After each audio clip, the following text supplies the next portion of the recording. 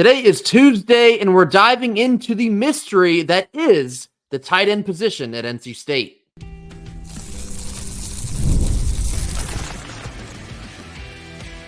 You are Locked On Wolfpack, your daily podcast on the NC State Wolfpack, part of the Locked On Podcast Network, your team every day. What's up, Wolfpack Nation? It's time to get locked in with Locked On. Thanks for making Locked On Wolfpack your first listen each and every day. We are free and available wherever you get your podcast and on YouTube, part of the Locked On Podcast Network, your team every day. Our Tuesday sponsor is FanDuel. Place your first $5 bet and you'll get started with $200 in bonus bets guaranteed. Head on over to FanDuel.com in order to get started. Happy Tuesday to all. As always, I'm Grayson Boone, joined by former Wolfpack defensive tackle Kenton Gibbs. Kenton, we've talked a lot about things that you can tinker with and make the offense better over the course of the first 6 weeks. But I want to walk back and touch on something we really tried to hammer home last year in 2023, and that is the usage of the tight end position in the NC State offense. In my opinion, it's been extremely misused. In fact, I don't think we've had a successful tight end, so to speak, since Kerry Angeline. We've had different views of a traditional tight end in the sense that they converted Trent Penix into a tight end hybrid position. They tried Christopher Tootle at a tight end hybrid position, but it's not quite your prototypical big-bodied, good in the run blocking game, and it's kind of a safety blanket as a pass catcher type of tight end. I want to bring this up because we feel like we do have one of those tight ends in Justin Joly, and yet we're still squabbling here in week 6, and it feels like we're severely underutilizing him. Kenton, I want to get your take here. Why is it that NC State has struggled so much to involve tight ends in their offense? Good question, Grayson. Who do you think our leading receiver is? It's Justin Joly. It's Justin Joly, right? Okay, so Justin Joly is our leading receiver. We're both aware of that. But why does it feel like we're underusing him? One would ask. Why would it feel like we're underusing him? One would say. Well, because he only has 20 receptions through 6 games. So I know what you're thinking. If he only has 20 receptions through 6 games, how is he our leading receiver? Do you know how many yards he's averaging per reception? 16, 15.6 to be exact. I am baffled. I am legitimately confused by why we are not running the plays that work. It feels like, and I've said this before, but I'll say it again, it feels like we're in uncanny valley of a good offense. You know, that theory that like, oh, it's almost human. There's something in the mist that comes up to you, and you're like, oh, it looks humanoid, but it's not quite there. This is where our offense is in terms of being a good offense, because the pass catchers have, I've talked about this all day and night. Joker Phillips, stand up and take a bow. I don't care where you are. If you're hearing this, stand up and take a bow because your boys have been eating. Who's the tight end coach? Stand up and take a bow. Stand up and take a bow, you two. Whoever is coaching up these wide receivers and tight ends, guys are getting open. Guys are knowing where to sit down in zones. Guys are doing the right things. It's just the stuff around them has just been abysmal. And in terms of the tight end usage, our tight end is showing us, I'm your guy. That's me. In the words of Young Thug and Light It Up, that's my man. Flood his wrist with all kind of bands. You need to flood that young man with all kind of targets. 3 receptions a game is not enough for your leading receiver. And the worst part about the whole situation with, oh, Justin Joly is your leading receiver, it's not just that he's our leading receiver. He's our leading receiver by about 50 yards on a guy who has nearly double the amount of receptions in KC. The next closest guy in Noah Rogers is about 120 yards behind, with only 5 less receptions. The answer is there. You and I have begged and beat the table for so long. If you avoid using the tight ends with this offense, you don't want your job. You just don't want your job. And it's okay. Let somebody else get it. Get out the way. If Raleigh had the place for you and you don't like it, let somebody else get that job. But stop playing around and messing over these good folks' offense. Stop it. I held on to this piece of information after you finished your spiel because I wanted to see how you process this. The tight end coach is Robert Anae. So how does that change your view of how they're being used now? You didn't see that coming. That makes this so much worse. That makes it. Am I on Impractical Jokers? As soon as you said stand up and take a bow, I was like, oh, he's going to love this. Is he like doing that thing where like parents have to overcompensate to be like, oh, this isn't my favorite kid. Look, I'm punishing them for stuff.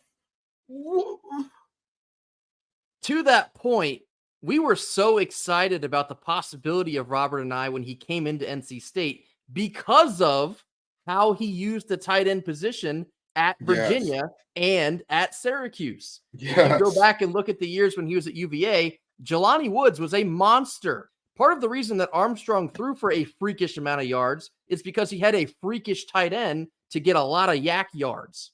And then Robert Anae takes his talents up to Syracuse, New York, and he coaches up Oronde Gadsden. Now, obviously, we're going to talk a lot more about Syracuse as this week goes on. That's a name that you need to know. Robert Anae made Oronde Gadsden into a weapon when he was a freshman at Syracuse. So much so that I think he scored on us at least once, if not twice, the last time we went up to the Carrier Dome in 2022. He was a weapon. We had no answer for Oronde Gadsden. To see the tight end position struggle so much in 2 years under Robert Anae, and maybe I shouldn't say struggle because Justin Joly is probably our best player on offense, but to be underutilized, that's more of what I'm talking about here.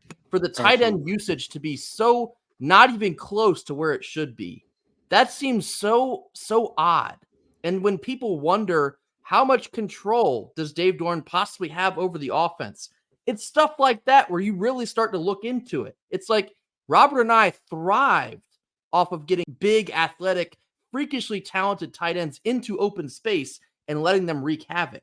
And when you have one on your roster in 2024, how is it that he doesn't score until week 6? That's mind-boggling. It's completely mind-boggling. And so for that reason, my overall point is Justin Joly needs to be the leading pass catcher every week from here on out until proven otherwise. He should have the most targets every single week from here on out until proven otherwise. I've seen nothing that would suggest that he won't go crazy with 8 to 9 targets. If he's getting 75 yards off of 4 targets, what's he going to do with 9 or 10? Is he going to go for 200 yards? Possibly. Who's going to stop this guy? We haven't seen anyone be able to stop him once he gets into open space. He breaks the most tackles. He makes the most guys miss. Why is he not getting the ball more than anyone else? Well, Grayson, he did get tackled that one time by one corner, and apparently he lost his ability to break tackles after that. But maybe not. I mean, who knows? He's still doing great things. You're absolutely right. He needs to be targeted more. He needs to be featured more. Casey, and his ability to do what he does is freed up by a guy like Jolie doing what he does. And I understand why fans are concerned about, hey, how much control does Doeren have over the offense? Because us running way too many screens was not an Anae problem. We had the exact same problem under Beck. And I'll tell you, the last coach that I don't remember running a lot of screens was Eli Drinkwitz. And even with him, we did run a good amount of screens. They just worked. So it was like, what are you going to say? But why do we keep running so many screens? Who is calling the card for this many screens? It's disappointing. And it's sad that we're even having this conversation instead of saying, wow, Justin Joly is up for the Mackey. What a player. What a time. What a great guy. The thing is he probably could be up for the Mackey if he was being used correctly. He might still be, hell. He might still be up for the Mackey the rest of the season if it pans out possibly the way we want it to. I mean, you look at NFL scouts, they're already drooling over Justin Joly on Twitter. Every single week, I see a snippet posted by an NFL scout saying, this guy just goes out and makes plays. If they can see it, we can see it, the fans can see it. I'll let you finish that sentence. It's mind-boggling that our best pass catcher is not being propped up as such. Get Justin Joly the ball. I'll leave that there. Coming up next, we're going to get into a whole lot of nothing or a whole lot of something after a quick word from our sponsors. Our first Tuesday sponsor is Roy. Wolfpack fans, it's time for our Roy Player of the Week. The Roy app lets you, the fans, directly support your favorite athletes. Unlike collectives where you make a donation to a general fund, Roy lets you choose specific athletes that you would like to support. You back the players you care about, and in return, you can get exclusive content after the season, like personal videos and updates. The best part, it's risk-free. If the athlete transfers or doesn't create content, you get your money back. This week, we're choosing Justin Joly for his stellar performance against Wake Forest. When enough of us contribute, it's not just about the dollars, it's about the message that you can send to Justin Joly. Our collective support helps him keep connected to our school. Plus, Roy is doing their part to bring fans closer to their schools and athletes with an exciting giveaway. Roy is giving one lucky fan 2 tickets to any game of their choice in November. Just download Roy in the App Store or Google Play and use code LOCKEDON when signing up, and boom, just like that, you're entered. If you're already on Roy, make a payment to the athlete's campaign, and you'll also be automatically entered in the sweepstakes. No purchase necessary and void where prohibited. Go to joinroy.com for official rules. Download Roy and try it out. There's no subscription, no recurring fees, and for as little as just $10, you can get yourself in the NIL game. That's Roy. Support the players and change the game. Middle portion of our Tuesday show. Now time for a whole lot of nothing or a whole lot of something. 3 topics. We'll tell you exactly where we stand on them. First one here. In Saturday's game against Wake Forest, non-Kevin Concepcion named wide receivers, 25 catches for 292 yards and 2 touchdowns. Wide receivers that do have the name Kevin Concepcion, 6 catches for 22 yards. Whole lot of nothing, whole lot of something.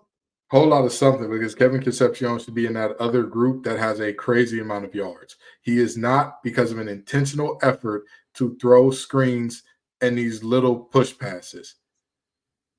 Push that man down the damn field. I don't know how else to say it. I'm begging. Hey, Dave Dorn, Robert and I, if you can hear my voice, please save us. Save us, please. I'm asking as kindly as I can, let that young man cook downfield. You know the beauty of Kevin Concepcion for real? You don't have to get him the ball on the deep post for him to make a big play. You don't have to get it to him on a streak route for him to make a big play. You could throw a shallow crosser to him. He'll make something happen. Was his longest play in this game not a drag route? Sure was. You don't have to do much. Just get him the ball on the other side of the line of scrimmage, and he'll make magic. He'll make great things happen. But if we continue to throw screens, then, well, we'll continue to throw screens. And your fans will continue to break screens, meaning of their electrical devices, because they don't want to watch it anymore.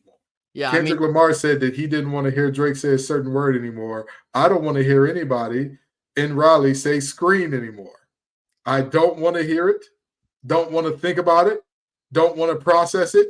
Don't want to see it. I said nothing about it. Nothing about screen should enter our lexicon going forward. Screen, yes, and I know that you mad. No, but in all seriousness, we've talked for weeks now about Kevin Concepcion being forced the ball becomes so incredibly predictable for other defenses.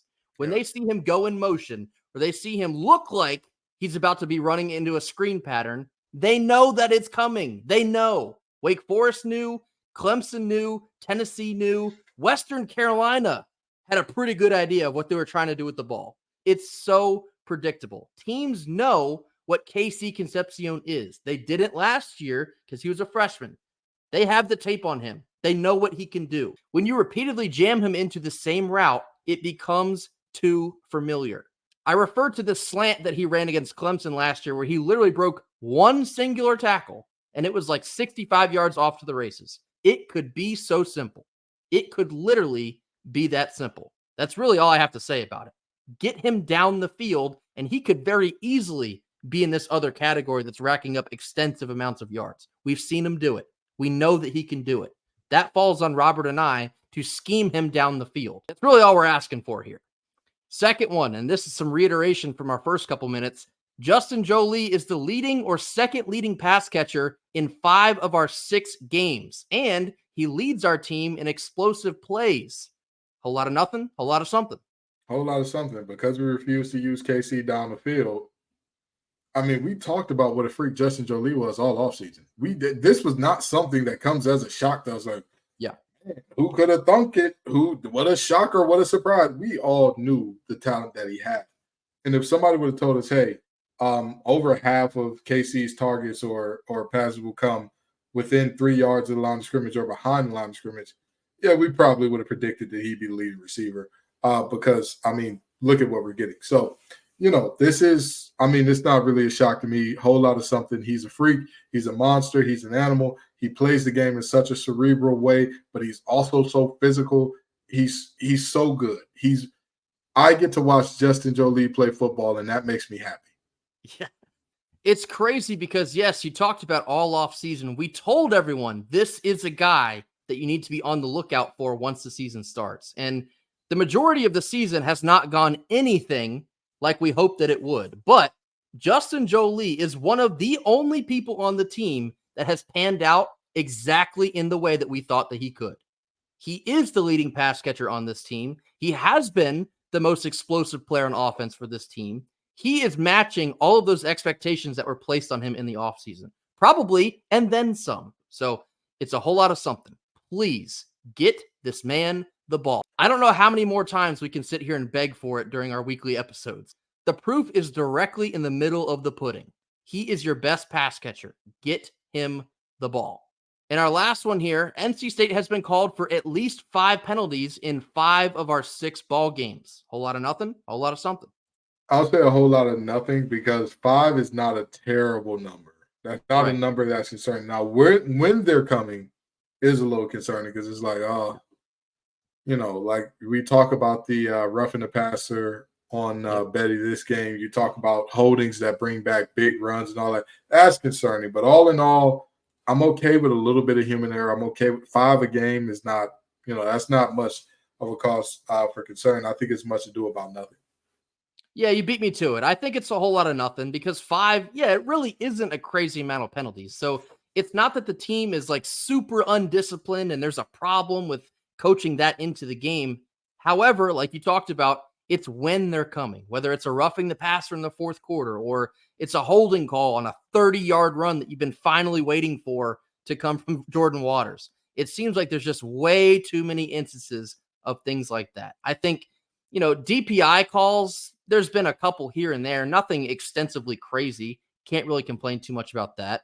Early in the season, we saw a legal man downfield in a couple key spots. Those were brutal. So the mental errors haven't been that big of a deal in terms of penalties, but the overall discipline and playmaking, that is much more of an issue than penalties are. So yes, whole lot of nothing. And coming up next, we're going to round out our Tuesday episode looking at the early lines for this weekend's Syracuse game. It appears that Vegas has their verdict on what NC State football is. This comes after a quick word from our sponsors. Our second Tuesday sponsor is FanDuel. NFL fans, you can start the season with a big return on FanDuel, America's #1 sportsbook. When you get a hunch in the middle of a game, you can check out the latest stats, view live play-by-play, and so much more on the very same page that you're placing all of your bets. We're going to get into the NC State Syracuse line in just a moment, but if you're thinking about hammering that, you can get started with $200 in bonus bets guaranteed when you place just your first $5 bet on FanDuel. Head on over to where all the action is happening this fall. That's FanDuel.com. Last couple of minutes of our Tuesday show. Before we start previewing Syracuse for the rest of the week, wanted to get into some of the early lines put out by Vegas for this weekend's matchup on Saturday night. 8 p.m., it is NC State's blackout game. They will don black from head to toe. Vegas put out their opening lines for this game. As you see here on the screen, the Syracuse Orange are favored by 4.5 in Carter Finley in a night game. This tells me that Vegas finally has their verdict on what they think NC State is, and that's not a very good football team. Now, we have been favored in ultimately the games that we should be winning. Preseason, we felt pretty strongly that this was one of those. How the tides have turned. Syracuse is coming off of a ranked road win out in Vegas. They knocked off the running Rebs of UNLV. Syracuse feels really good about themselves right now. They feel like they can probably compete with just about anyone. They had a tough loss at home against Stanford a couple weeks ago, but their offense has been fairly impressive. Kyle McCord has been fairly impressive. And Vegas thinks that they're going to continue that streak in Raleigh on Saturday night. They have not let one loss turn into two, turn into three. So, more power to them. I think that this line isn't a huge line. It's not surprising to me at all. I mean, with how the season is going so far, I'm surprised it's not bigger, to be honest, because we're 1-5 against the spread now? 0-6. 0-6 against the spread. Holy cow. I thought that we beat, what was it? I thought we beat NIU by exactly enough. So I went back and checked. It actually moved right before the game back up to 7.5. So we did actually not cover that game. 0-6 against the spread. And boy, I hope we don't end up 0-7. I hope and I pray that we do not end up 0-7 against that spread. All things considered, I agree with you, Kenton. I think this line, it makes a lot of sense.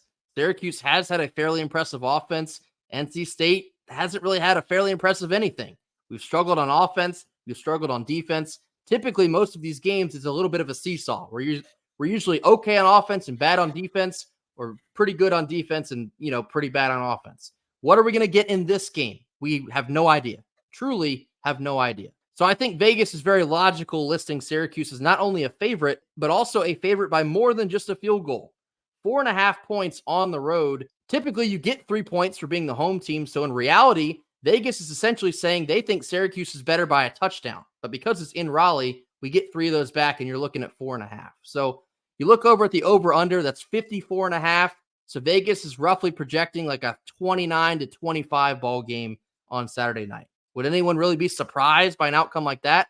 I certainly wouldn't. NC State has a lot of self-reflection, I think, to do this week. You had to do that already after Tennessee, had to do it again after Clemson. Still, that reevaluation is a continual process.